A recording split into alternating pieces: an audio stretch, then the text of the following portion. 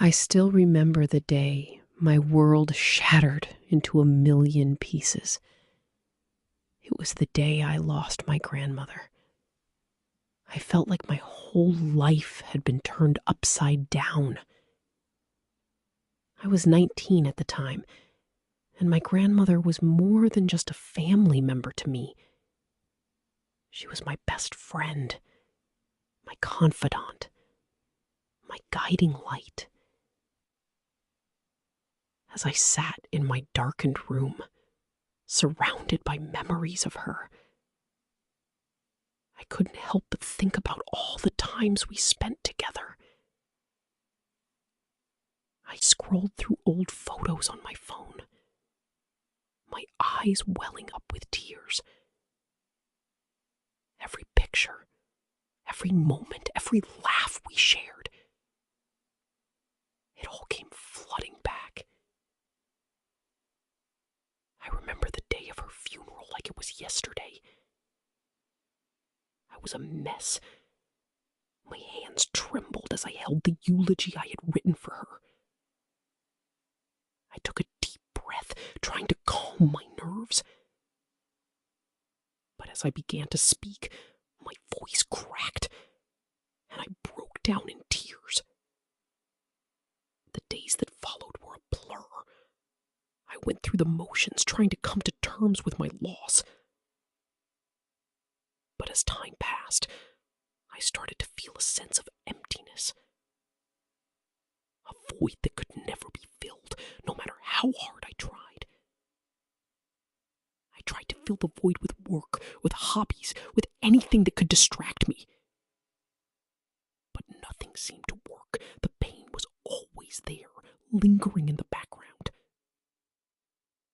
I felt lost, alone, and adrift in a world that seemed to have moved on without me. I was stuck in my grief, unable to move forward. As the months went by, I started to realize that I wasn't alone. There were others out there who had gone through similar experiences, who had lost loved ones and were struggling to cope. I started to reach out, to connect with others who understood my pain. And slowly but surely, I started to heal. But just as I thought I was making progress, something unexpected happened. I met someone, a guy who seemed perfect, charming, and caring. We started dating, and at first, everything seemed great. But as time passed, I started to notice red flags, signs that something was off. He would lie to me, manipulate me, and control me. I tried to brush it off, to tell myself that I was being paranoid. But deep down, I knew something was wrong. I just couldn't quite put my finger on it. I remember the day I discovered his secret.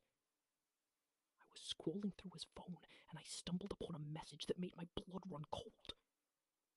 He was stepping out on me, lying to me, and using me for his own gain. I felt a wave of anger, of betrayal, and of sadness wash over me.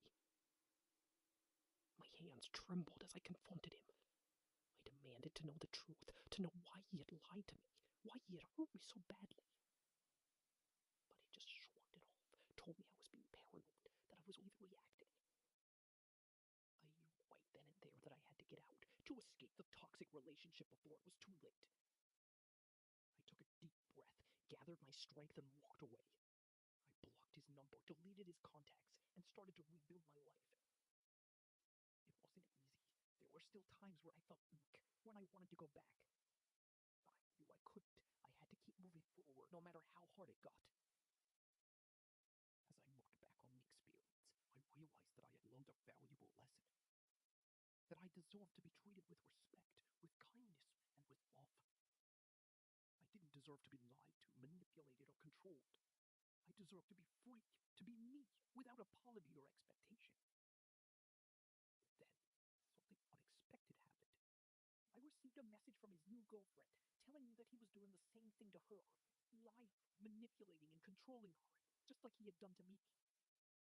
I knew I had to act, to warn her, to protect her from the pain that I had endured. messages, all the proof. And I told her to get out, to run as fast as she could, to never look back. She was grateful, relieved, and thankful. And I knew that I had done the right thing, that I had helped someone in need. But as I sat there, feeling proud of myself for taking a stand, I realized that my journey was far from over, that there were still many lessons to be learned. That's when it hit me, the realization that my ex was not the only one who had been lying to me. Which is exactly why I finally realized that my husband is a liar.